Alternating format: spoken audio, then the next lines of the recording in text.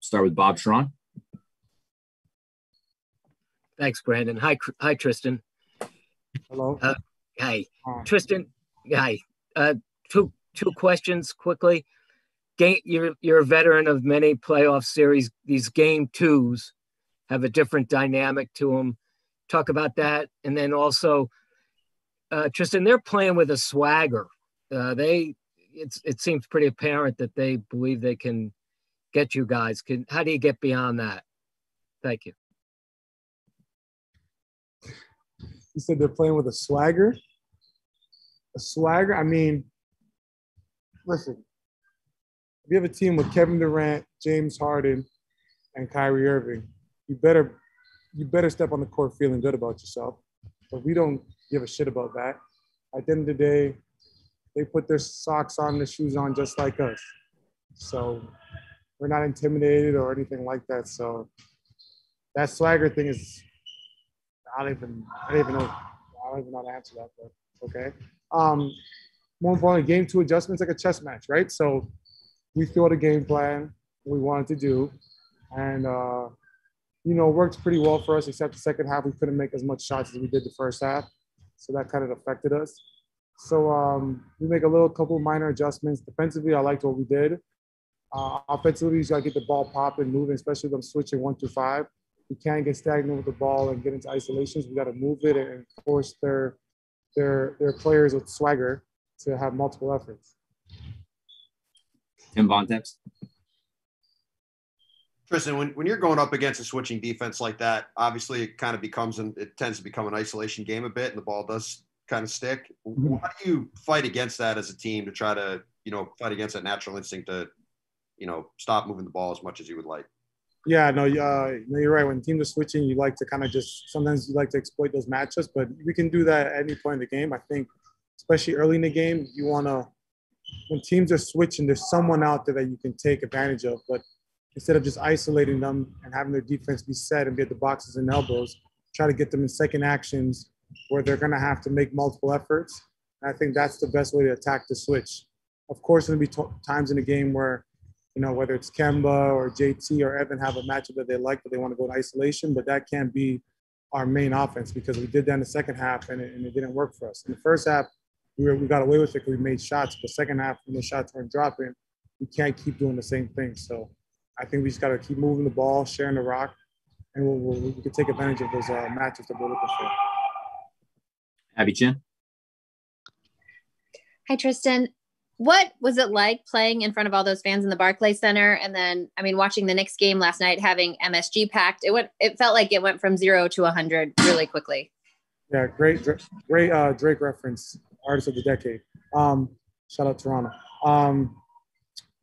It finally feels like a basketball game. I'm not gonna lie to you guys. Thank God I didn't play in the bubble because I can't play with no fans.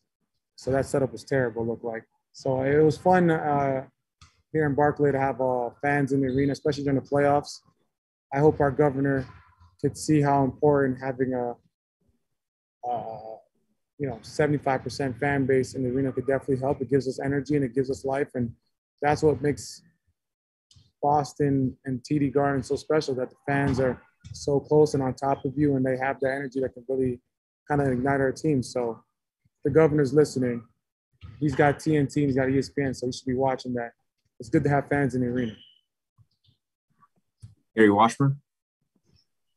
2 questions, Christian. One, your first playoff game as a Celtic, what was the feeling spending a season as a Celtic after obviously trying to, obviously get every offensive rebound against them possible over the last 9 years? What's the feeling like to be a Celtic?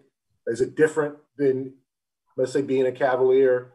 And secondly, defensively, like when they get hot, what can you do? It seems like it was kind of like they were struggling, then all of a sudden, like 3-4 possessions, 4 3-pointers, and then they're back and they're, like you said, they're showing that swag. How do you kind of prevent those, 16-2 runs that they're so capable of? Yeah, no, it's kind of like those Golden State teams. I guess Kevin Durant took what he did in Golden State, brought over here to Brooklyn. So I think to stop the bleeding, you can't get caught up in the threes and then the crowd going crazy. I think it all starts with us. I think we did a good job defensively, but like you said, they're going to 16-2 runs where it's, Kev missed a lot of bunnies and stuff around the rim in the first half. I think with Rob and us defensively, kind of discouraged him.